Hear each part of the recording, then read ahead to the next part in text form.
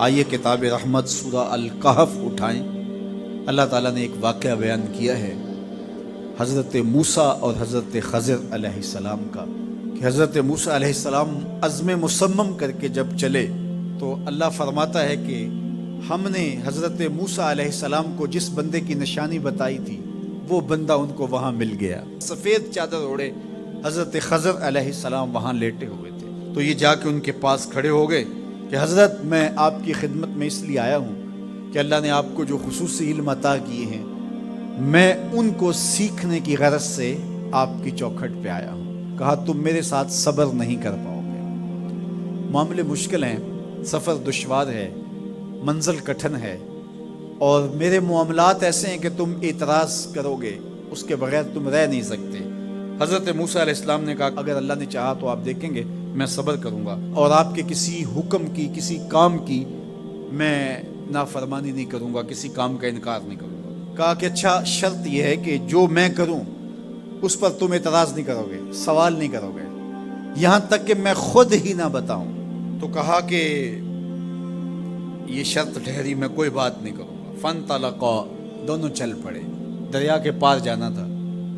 جو کشتی کا مالک تھا، کشتی باندھ تھا، وہ حضرت خضر علیہ السلام کو جانتا تھا تو اس نے کرایہ بھی نہیں لیا، لیکن جب کشتی پر سوار ہوئے تو عصا مار کے حضرت خضر علیہ السلام نے کشتی کا ایک پھٹا توڑ دیا۔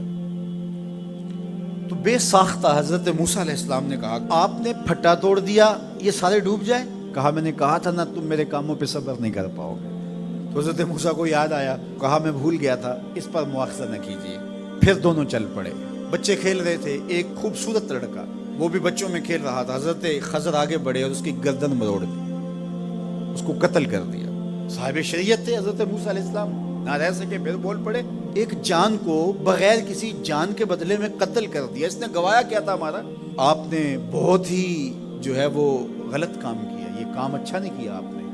کہا میں نے کہا نہیں تھا کہ تم میرے ساتھ صبر نہیں کر پاؤ گے۔ کہا ایک موقع اور دے دیجئے، اب اگر میں نے کوئی اعتراض اٹھایا تو پھر دوبارہ مجھے آپ اپنی صحبت میں نہ رکھیے، عذر تمام ہو جائے گا۔ پھر دونوں چل پڑے، یہاں تک کہ ایک بستی میں دونوں آئے تو آپ نے بستی والوں سے کہا کہ ہم مہمان ہیں، آپ ہماری مہمان نوازی کیجیے، کھانا کھلائیے۔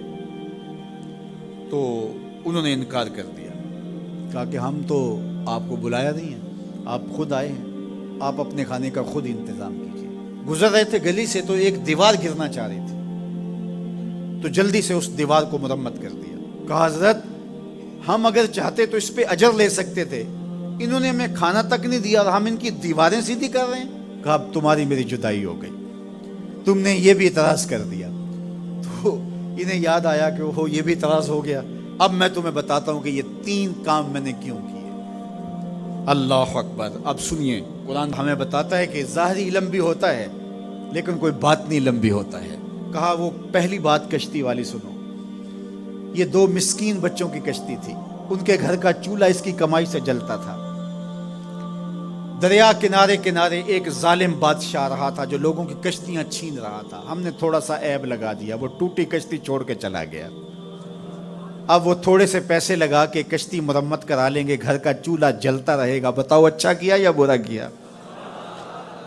کہا رہی بات اس بچے کی جس کو ہم نے قتل کیا، اس کے ماں باپ مومن تھے، نیک تھے، صالح تھے، بچے نے بڑا ہو کے بہت برا ہونا تھا، ہم نے اس کو قتل کر دیا، اللہ اس کے بدلے ان کو بہتر اولاد دے گا۔ علماء تفسیر نے لکھا ہے اس بچے کے بدلے میں اللہ نے ان والدین کو ایک بیٹی عطا کی جس کی نسل سے 70 نبی پیدا ہوئے۔ دیوار کی کہانی بھی سن لیجئے، یہ شہر کے 2 یتیم بچوں کی دیوار تھی اور اس کے نیچے ان کا خزانہ تھا اور ان کا باپ بڑا نیک تھا۔ خزانہ دیوار کے نیچے ہے، دیوار گرنا چاہ رہی ہے، کسی معمولی دھکے سے گر جاتی۔ 2 ہی صورتیں تھیں، یا وہ بچے خود اپنا خزانہ اٹھا لیتے یا لوگ اٹھا کے لے جاتے۔ لوگ اٹھا کے لے جاتے پھر بھی ہاتھ میں کچھ نہ آیا، اور اگر وہ خود اٹھا لیتے تو بچے ہیں، بچپنے کی وجہ سے وہ اس کو اڑا دیتے۔ تو ہم نے اس کے اوپر دیوار کھڑی کر دی، جب تک وہ اس قابل نہیں ہو جاتے کہ یہ خزانہ نکال کے اس کو صحیح مصرف پہ لگا سکیں، اتنی دیر تک دیوار گرے گی نہیں۔ اللہ اکبر۔ وہ کسی وجہ سے دیوار قائم رہے گی، اور جب وہ اس عمر کو پہنچ جائیں گے جس عمر میں وہ اس خزانے کو سنبھال سکیں گے تو پھر دیوار خود بخود گر جائے گی اور یہ خزانہ نکال کر کے اپنے کام پہ لے آئیں گے۔ میں جب پہلی مرتبہ اس کو جو ہے وہ غور کے ساتھ تلاوت کیا تو مجھے یہ لگا کہ اس کا انطباق پاکستان کے حالات پہ بھی ہو سکتا ہے، اس لیے کہ یہ بھی یتیموں کا سرمایہ ہے۔ کتنے یتیم روتے بلکتے رہ گئے اور ان کے سر سے جو ہے وہ سائے اٹھ گئے اس وطن کے لیے، لیکن میرے مالک نے اس ملک کے خزانوں پر گہرے پہاڑ اور بڑی بڑی دیواریں کھڑی کر دی ہیں۔ جب تک یہ قوم بلوغت تک نہیں پہنچے گی اتنی دیر تک وہ خزانے ظاہر نہیں ہوں گے، اور جب یہ قوم اپنی بلوغت تک پہنچے گی، شعوری بلوغت، فکری بلوغت، علمی بلوغت، اور رب سے جو وعدہ کیا تھا پاکستان کا مطلب کیا، لا الہ الا اللہ، جب اس بلوغت تک یہ پہنچ جائے گی، اس وعدے کی تکمیل ہوگی، پھر رب دیوار ہٹا دے گا اور پاکستان کو اللہ اتنے خزانے دے گا اور پاکستان ایسا مالا مال ہوگا دنیا دیکھنے آئے گی انشاءاللہ۔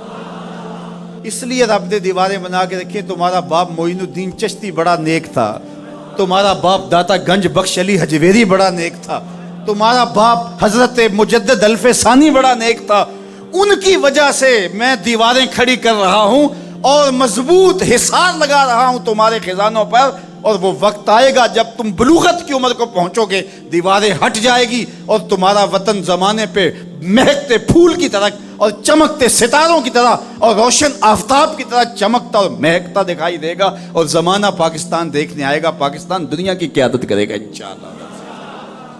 تو کہا یہ تعویل ہے ان باتوں کی جو باتیں میرے رب نے مجھے بتائی، اور یہ میں نے اپنی مرضی سے نہیں کہی، اور جو میں نے کیا اپنی مرضی سے نہیں کیا۔